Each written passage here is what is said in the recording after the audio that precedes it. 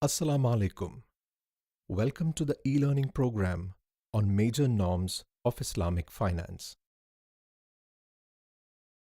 In this module, you will learn about Riba, why prohibition of Riba is at the heart of the Islamic finance system, why Guerard is prohibited under Islamic law, why Al-Qimar and Al-Maisir are prohibited by Islam, prohibition of non-Sharia compliant contracts, how the concept of Tarun is used in Islamic banking,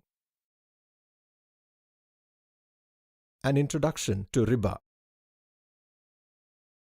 Faith in Islam prevents Muslims from borrowing money on Riba. Islamic banks have now structured banking products and services that are halal or permissible under Sharia. Let us meet Azim and Hamid, two good friends. Both are devout followers of Islam and would not do anything impermissible or haram in the eyes of Sharia. Riba is the Islamic term for interest. Sharia frowns upon riba in any form. Azim or Hamid would not deal with any interest-based transactions. Before Islamic finance came into being about 30 years ago, only the very rich could really afford to purchase homes or realize their dreams. Since borrowing on riba is equivalent to declaring war against Allah, poor men like Azim or Hamid could hardly find the large sums of money necessary to fulfill their dreams. Islamic financial institutions today are creating a wide spectrum of financial products which are halal. Now, both Muslims and non-Muslims can approach any Islamic financial institution as they offer a range of banking products and services. Prohibition of Riba.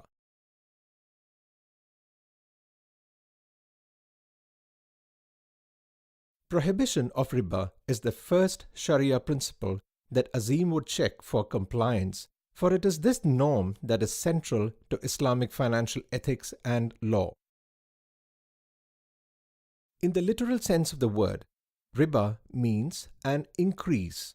In the context of a loan or a debt, riba is perceived to be the interest paid on the loan or debt.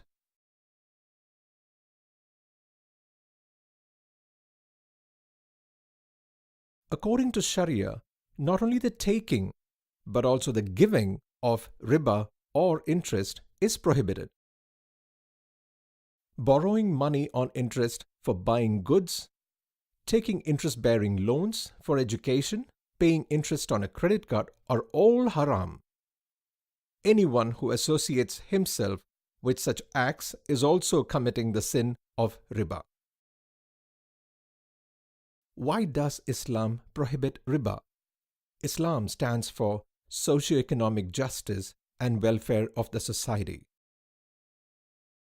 In an interest-based economy, the poor borrow money from the rich, making the rich richer. This leads to exploitation of the poor, gross inequalities of income, and concentration of money in the hands of a few. At a macro level, interest contributes to creation of money out of thin air and inflation. Rising interest rates increase the cost of production, which in turn increase the price of goods. This leads to inflation in the economy, thereby increasing the suffering of the poor. In short, a domino effect. Prohibition of interest prevents Islamic banks from getting any returns or profit. However, Islamic financial institutions need to make profit for their survival. So instead of lending money, the Islamic bank purchases goods and sells or leases them to people to make a profit or get a return on its investment.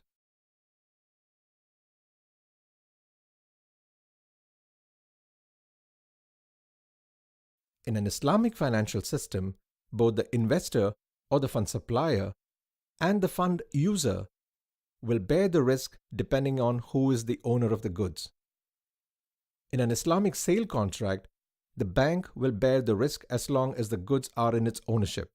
In an Islamic lease contract, all ownership-related risks and expenses will be borne by the bank. While in an interest-based system, the entire business risk is borne by the borrower. Prohibition of Guerard.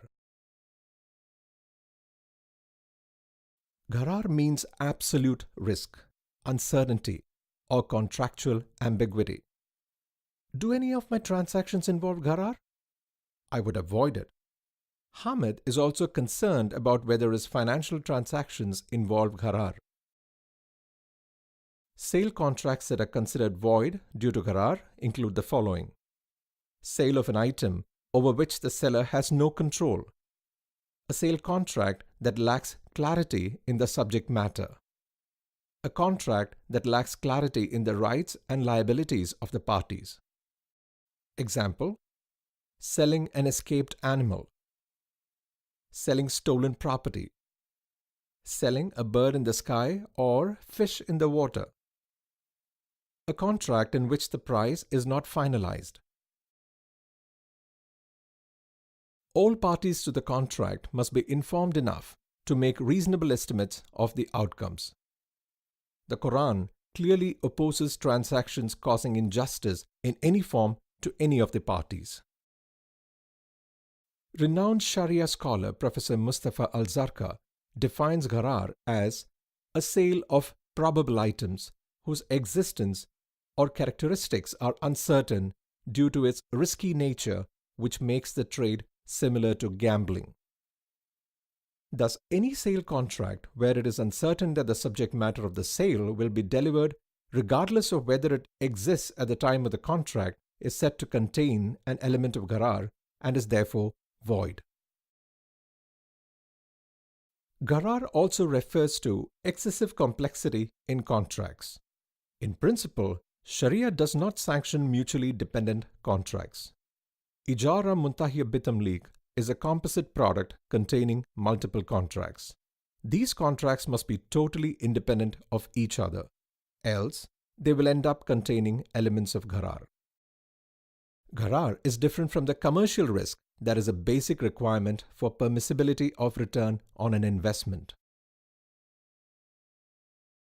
While the prohibition of Reba is absolute, some degree of Guerard or uncertainty is acceptable in the Islamic framework. This is particularly so with non-commercial contracts like gift, loan, bequest, endowment, guarantee, and assignment of debt. The main feature of non-commercial contracts is the donation of a property or its use. As donations do not generate rights for any party, uncertainty does not make such contracts haram. Prohibition of Al-Qimar and Al-Maisir. Contracting under excessive uncertainty is akin to gambling or Al-Qimar.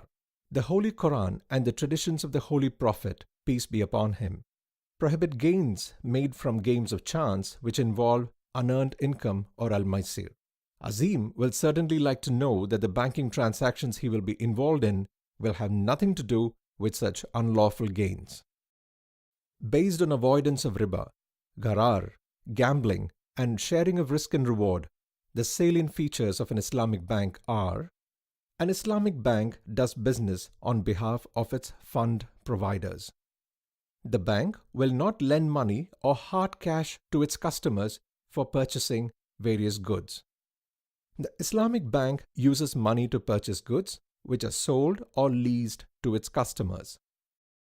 Customers can deposit their money with the bank on mudaraba basis. The bank conducts business with the pooled money. The customers receive pro rata share in profit that the bank earns from the business. Customers cannot demand any fixed return on the deposits or investments.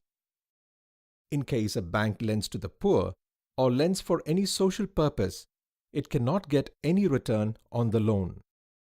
For customers who need cash for paying utility bills or for their children's education expenses, the bank gives them money on the basis of salam. Here, the customer undertakes to sell and deliver his produce to the bank later on and takes the full price in advance.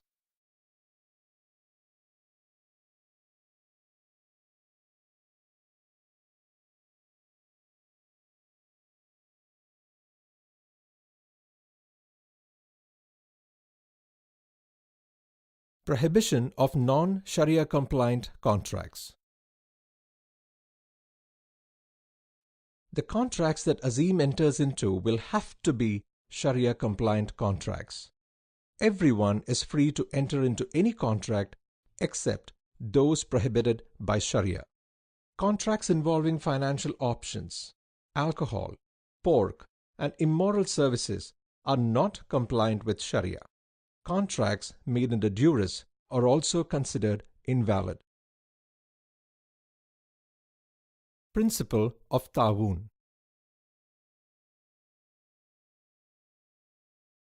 From childhood, the principle of Tarun, that is, mutual help or cooperation, has been taught to all Muslim children.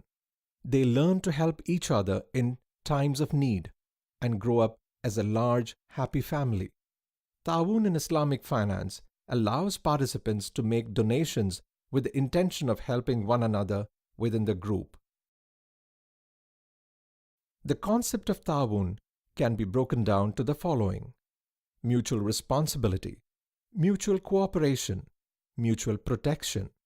These principles that are the part and parcel of Sharia are the basis of family and general takaful, an alternative to the conventional interest, Guerard, gambling-based insurance system.